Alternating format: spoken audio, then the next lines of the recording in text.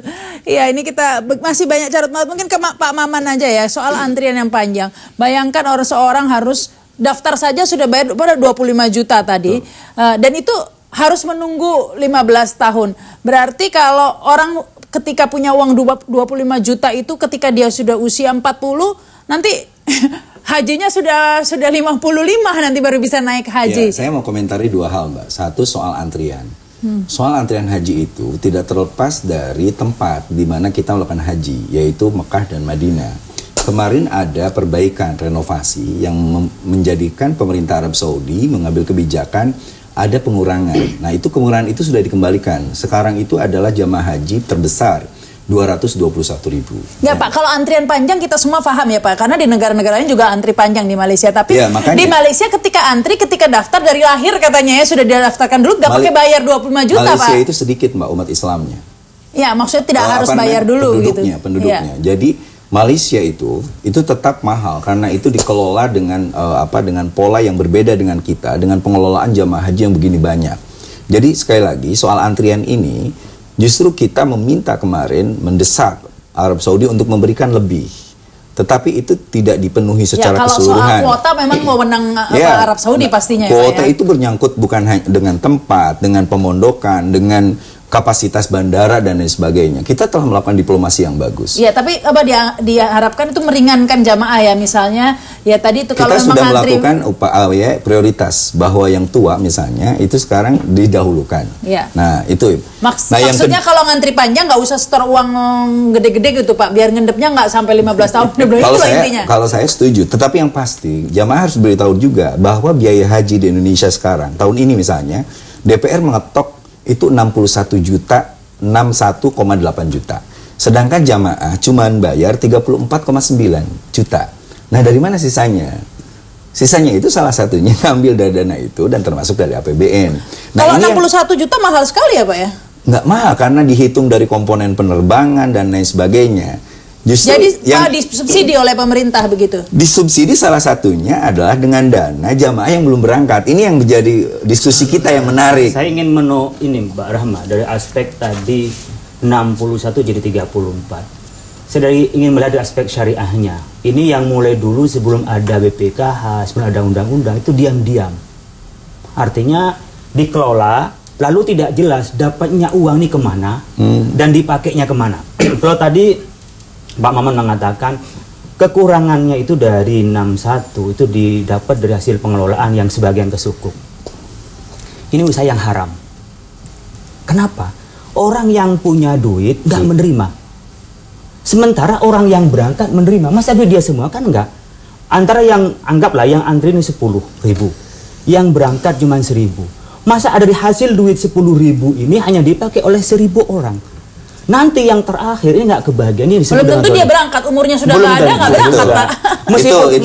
Meskipun mau berangkat pun dalam Islam itu tidak disebut dengan syariah. Oleh karena itu dari awal saya menanggapi boleh, tapi dari sebelum undang-undang ini orang yang sudah setor tolong disosialisasi ya, diberi pengertian bahwa diminta persetujuan juga karena dia punya uang.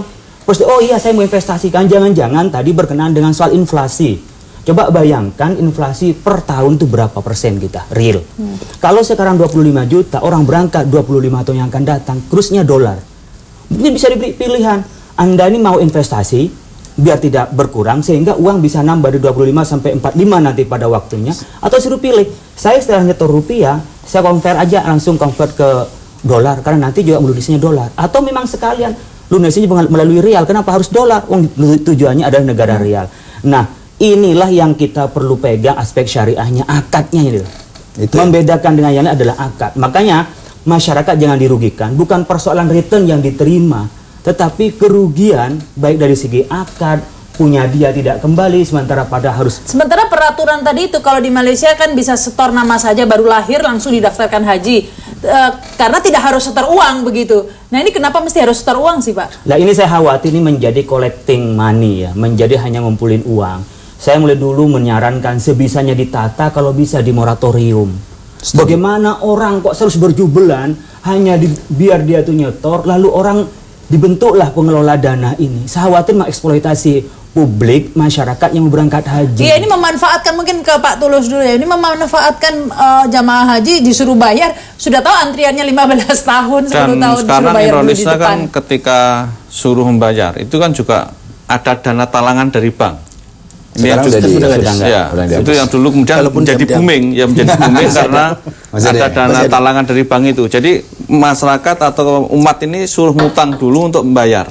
Ini yang sebenarnya waktu itu menjadi antriannya sangat panjang karena ada booming terhadap dana talangan sehingga rame-rame untuk itu. Ini tapi saya ini juga uang harus ditimbun seperti itu terkesan tidak adil, Pak, meskipun nanti untuk membiayai jamaah yang berangkat dulu. Tapi seperti dijelaskan Pak Holil, haram itu bukan hanya nggak adil. Bukan tidak adil, haram. Bukan hanya dikhawatir nggak mabrur semua masjid. Ya itu Mbak kata kuncinya. Yang saya dari awal bilang ini soal akad ya. Bagaimana akadnya? Orang yang mempunyai uang tiba-tiba uangnya dipakai oleh orang lain tanpa sepengetahuan. Satu. Yang kedua, saya setuju tadi bahwa karena ini sifatnya dari sisi syariah, saya minta di rapat-rapat dengan Kementerian Agama ini harus dihentikan. Dihentikan untuk penggunaan infrastruktur, tapi gunakan seluruh uang itu yang 95 triliun lebih itu untuk apa? Untuk perbaikan haji aja. Perbaikan haji, fasilitas haji, pemondokan dan lain sebagainya. Sehingga bisa semakin menekan biaya haji kan, Pak, kalau ada pemondokan. Dengan itu kita ada kepastian biaya haji. Nah, salah satu ketidakpastian, mending Komisi 8 sekarang lebih cepat membahas. Kalau tidak cepat, itu betul-betul membuat jamaah haji bisa terbengkalai, menjadi korban. Jadi fokus kita bagaimana jamaah haji tidak jadi korban. Seperti itu. Makanya saya setuju bahwa sungguhnya hari ini bukan pernyataan infrastruktur dipakai apa dan lain sebagainya, tapi lebih fokus kepada perbaikan, termasuk bagaimana pertanggungjawaban dari 61.800.000 tiba-tiba dibebankannya menjadi 34, dari mana ininya Pak? Dari mana kita nyari uang? Tapi akhirnya tadi itu yang jadi, jangan-jangan ini juga hanya sebagai sarana untuk collecting money itu dia masyarakat ya? Itu dia makanya kenapa DPR mendesak Badan Pengelola Keuangan Haji. Setelah itu lama tidak dilantik, kita desak Presiden. Saya sudah didesak tapi transparansinya juga publik belum lihat, Pak. Baru dilantik, Pak. Itu problemnya, udah telat baru dilantik. Baik, silakan ini Pak, Anda sebagai pengelola ya, pengelola haji. Kalau catatan Anda, Pak, apa yang perlu diperbaiki? Dari tahun ke tahun sejak Orde Baru, dulu haji itu dilaksanakan hanya menggunakan kepres. Dari kepres kemudian pindah ke undang-undang. Undang-undang ini tidak memadai. Terus diganti lagi dengan Undang-Undang Nomor 8. Undang-Undang Nomor 8 tidak memadai, ditambah Undang-Undang Nomor 34 tentang pengelolaan dana haji. Sebetulnya memang antara keinginan masyarakat untuk melaksanakan haji dengan kondisi perhajian itu tidak seimbang.